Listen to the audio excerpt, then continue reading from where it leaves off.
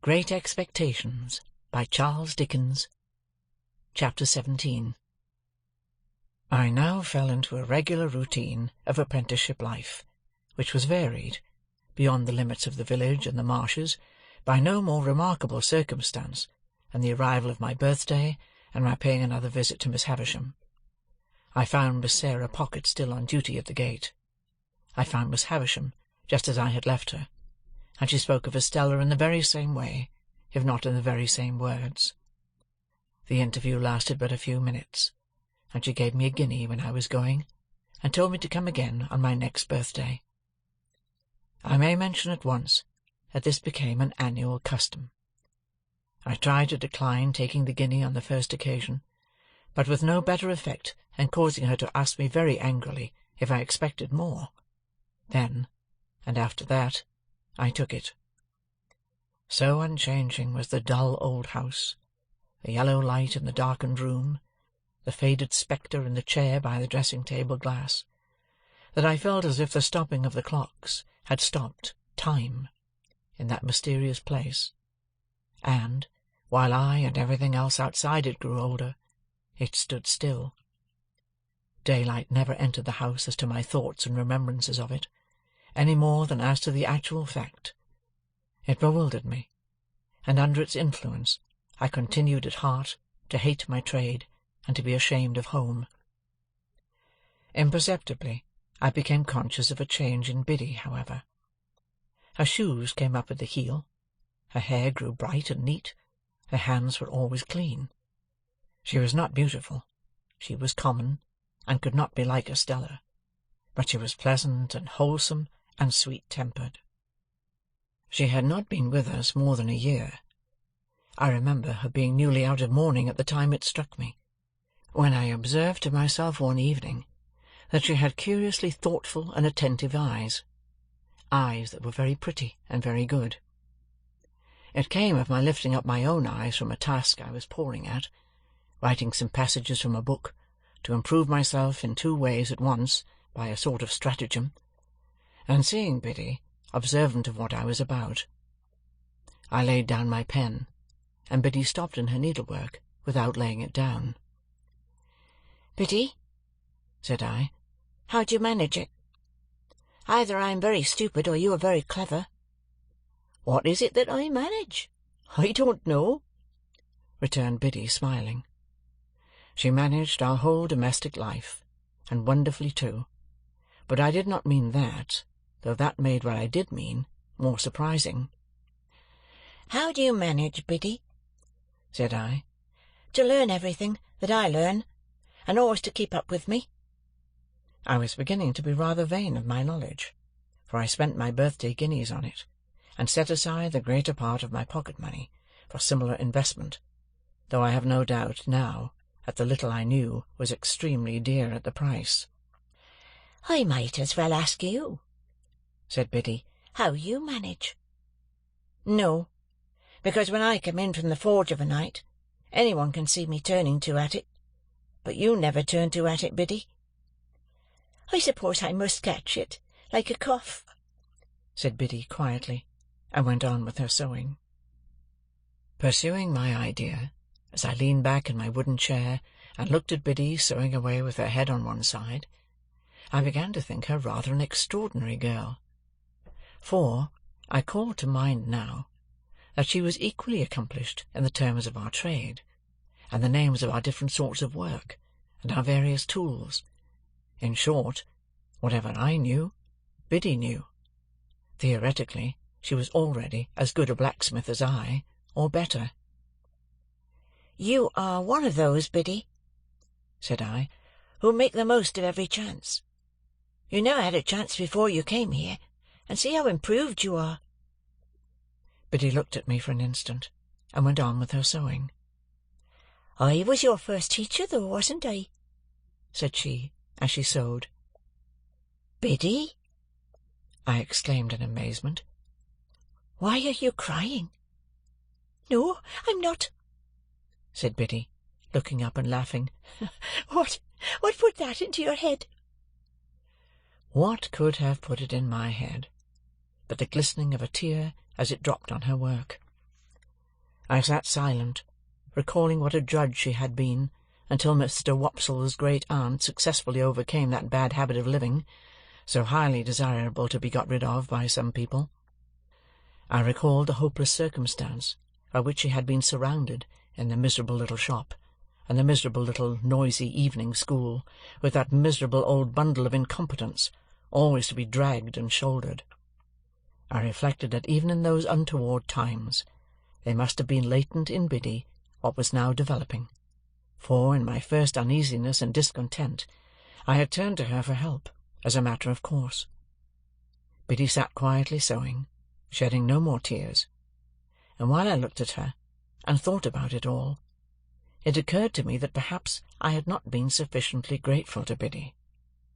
I might have been too reserved, and should have patronized her more, though I did not use that precise word in my meditations, with my confidence. "Yes, Biddy," I observed, when I had done turning it over. "You were my first teacher, and that at a time when we little thought of ever being together like this in the kitchen." "Ah, poor thing," replied Biddy. It was like her self-forgetfulness to transfer the remark to my sister, and to get up and be busy about her, making her more comfortable. "That's sadly true." "Well," said I, "we must talk together a little more, as we used to do, and I must consult you a little more, as I used to do. Let us have a quiet walk on the marshes next Sunday, Biddy, and a long chat." My sister was never left alone now, but Joe more than readily undertook the care of her on that Sunday afternoon, and Biddy and I went out together. It was summer-time, and lovely weather. When we had passed the village and the church and the churchyard, and were out on the marshes, and began to see the sails of the ships as they sailed on, I began to combine Miss Havisham and Estella with the prospect in my usual way. When we came to the river-side and sat down on the bank, with the water rippling at our feet, making it all more quiet than it would have been without that sound, I resolved that it was a good time and place for the admission of Biddy into my inner confidence. "Biddy," said I, after binding her to secrecy, "I want to be a gentleman." "Oh, I wouldn't, if I was you," she returned. "I don't think it would answer." "Biddy," said I, with some severity, "I have particular reasons for wanting to be a gentleman. You know best, Pip, but don't you think you're happier as you are?" "Biddy," I exclaimed impatiently, "I am not at all happy as I am. I'm disgusted with my calling and with my life. I've never taken to either since I was bound. Don't be absurd." "Was I absurd?" said Biddy, quietly raising her eyebrows. "I am sorry for that. I didn't mean to be. I only want you to do well, and to be comfortable." "Well, then, understand, once for all, that I never shall or can be comfortable, or anything but miserable. There, Biddy, unless I can lead a very different sort of life from the life I lead now." "That's a pity," said Biddy, shaking her head with a sorrowful air. Now, I too had so often thought it a pity, that, in the singular kind of quarrel with myself which I was always carrying on, I was half inclined to shed tears of vexation and distress when Biddy gave utterance to her sentiment and my own. I told her she was right, and I knew it was much to be regretted, but still it was not to be helped. "If I could have settled down," I said to Biddy, plucking up the short grass within reach, much as I had once upon a time pulled my feelings out of my hair, and kicked them into the brewery wall, "if I could have settled down, and be but half as fond of the forge as I was when I was little, I know it would have been much better for me. You and I and Joe would have wanted nothing then, and Joe and I would perhaps have gone partners when I was out of time, and I might even have grown up to keep company with you, and we might have sat on this very bank on a fine Sunday, quite different people. I should have been good enough for you, shouldn't I, Biddy?" Biddy sighed as she looked at the ship sailing on, and returned for answer, "Yes, I'm not over particular." It scarcely sounded flattering, but I knew she meant well. "Instead of that," said I, plucking up more grass and chewing a blade or two, "see how I am going on, dissatisfied and uncomfortable, and what would it signify to me, being coarse and common, if nobody had told me so?" Biddy turned her face suddenly towards mine, and looked far more attentively at me than she had looked at the sailing ships. "It was neither a very true nor a very polite thing to say," she remarked, directing her eyes to the ships again. "Who said it?"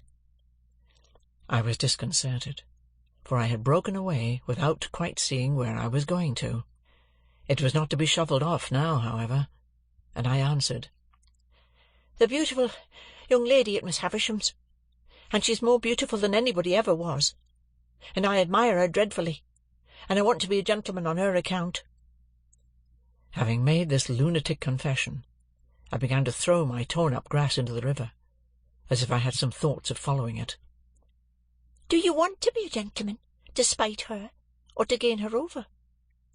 Biddy quietly asked me after a pause. "I don't know," I moodily answered.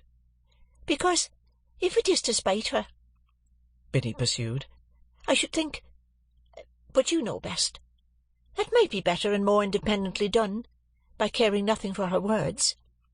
And if it is to gain her over, I should think, but you know best, she was not worth gaining over." Exactly what I myself had thought many times. Exactly what was perfectly manifest to me at the moment. But how could I, a poor dazed village lad, avoid that wonderful inconsistency into which the best and wisest of men fall every day?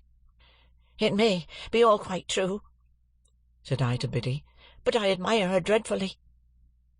In short, I turned over on my face when I came to that, and got a good grasp on the hair on each side of my head, and wrenched it well, all the while knowing the madness of my heart to be so very mad and misplaced, that I was quite conscious it would have served my face right if I had lifted it up by my hair and knocked it against the pebbles as a punishment for belonging to such an idiot.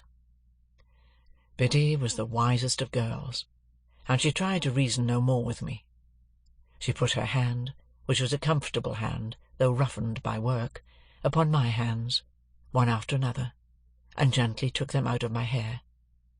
Then she softly patted my shoulder in a soothing way, while with my face upon my sleeve I cried a little, exactly as I had done in the brewery yard, and felt vaguely convinced that I was very much ill-used by somebody, or by everybody, I can't say which.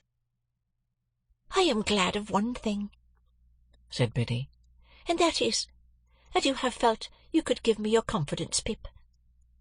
And I am glad of another thing, and that is, that of course you know you may depend upon my keeping it, and always so far deserving it. If your first teacher, dear, such a poor one, and so much in need of being taught herself, had been your teacher at the present time, she thinks she knows what lesson she would set. But it would be a hard one to learn, and you have got beyond her, and it's of no use now." So, with a quiet sigh for me, Biddy rose from the bank, and said, with a fresh and pleasant change of voice, "Shall we walk a little further, or go home?" "Biddy," I cried, getting up, putting my arm round her neck, and giving her a kiss, "I shall always tell you everything." "Till you're a gentleman," said Biddy. "You know I never shall be, so that's always. Not that I have any occasion to tell you anything, for you know everything I know, as I told you at home the other night." "Ah," said Biddy, quite in a whisper, as she looked away at the ships, and then repeated, with her former pleasant change, "Shall we walk a little further, or go home?" I said to Biddy we would walk a little further, and we did so, and the summer afternoon toned down into the summer evening, and it was very beautiful.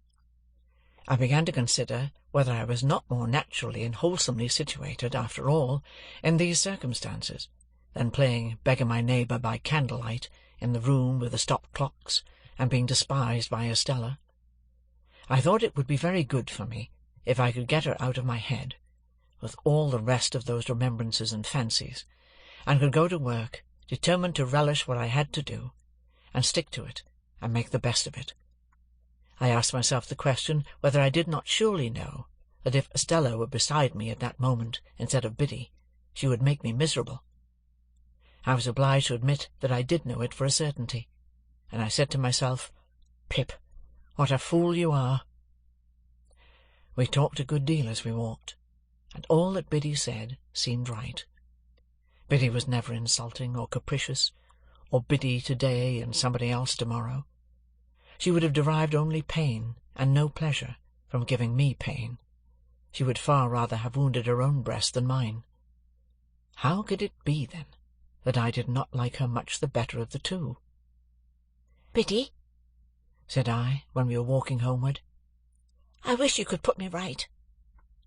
"I wish I could," said Biddy. "If I could only get myself to fall in love with you. You don't mind my speaking so openly to such an old acquaintance?" "Oh, dear, not at all," said Biddy. "Don't mind me.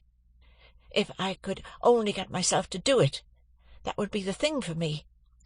But you never will, you see," said Biddy. It did not appear quite so unlikely to me that evening as it would have done if we had discussed it a few hours before. I therefore observed I was not quite sure of that. But Biddy said she was, and she said it decisively. In my heart I believed her to be right, and yet I took it rather ill, too, that she should be so positive on the point. When we came near the churchyard, we had to cross an embankment, and get over a stile near a sluice-gate. There started up from the gate, or from the rushes, or from the ooze, which was quite in his stagnant way, old Orlick. "Hallo!" he growled. "Where are you two going?" "Where should we be going but home?" "Well, then," said he, "I'm jiggered if I don't see you home." This penalty of being jiggered was a favourite supposititious case of his. He attached no definite meaning to the word that I am aware of, but used it, like his own pretended Christian name, to affront mankind, and convey an idea of something savagely damaging. When I was younger, I had had a general belief that if he had jiggered me personally, he would have done it with a sharp and twisted hook. Biddy was much against his going with us, and said to me in a whisper, "Don't let him come. I don't like him." As I did not like him either, I took the liberty of saying that we thanked him, but we didn't want seeing home. He received that piece of information with a yell of laughter, and dropped back, but came slouching after us at a little distance. Curious to know whether Biddy suspected him of having had a hand in that murderous attack of which my sister had never been able to give any account, I asked her why she did not like him. "Oh," she replied, glancing over her shoulder as he slouched after us, "because I'm afraid he likes me." "Did he ever tell you he liked you?" I asked indignantly. "No," said Biddy, glancing over her shoulder again. "He never told me so, but he dances at me whenever he can catch my eye." However novel and peculiar this testimony of attachment, I did not doubt the accuracy of the interpretation. I was very hot indeed upon old Orlick's daring to admire her, as hot as if it were an outrage on myself. "But it makes no difference to you, you know," said Biddy calmly. "No, Biddy, it makes no difference to me, only I don't like it. I don't approve of it." "Nor I neither," said Biddy. "so that makes no difference to you." "Exactly," said I. "But I must tell you, I should have no opinion of you, Biddy, if he danced at you with your own consent." I kept an eye on Orlick after that night, and, whenever circumstances were favourable to his dancing at Biddy, got before him to obscure that demonstration. He had struck root in Joe's establishment by reason of my sister's sudden fancy for him, or I should have tried to get him dismissed. He quite understood and reciprocated my good intentions, as I had reason to know thereafter. And now, because my mind was not confused enough before, I complicated its confusion 50,000-fold by having states and seasons when I was clear that Biddy was immeasurably better than Estella, and that the plain honest working life to which I was born had nothing in it to be ashamed of, but offered me sufficient means of self-respect and happiness. At those times I would decide conclusively that my disaffection to dear old Joe and the forge was gone, and that I was growing up in a fair way to be partners with Joe and to keep company with Biddy, when all in a moment some confounding remembrance of the Havisham days would fall upon me like a destructive missile and scatter my wits again. Scattered wits take a long time picking up, and often, before I had got them well together, they would be dispersed in all directions by one stray thought, that perhaps after all Miss Havisham was going to make my fortune when my time was out. If my time had run out, it would have left me still at the height of my perplexities, I dare say. It never did run out, however, but was brought to a premature end, as I proceed to relate. End of chapter 17.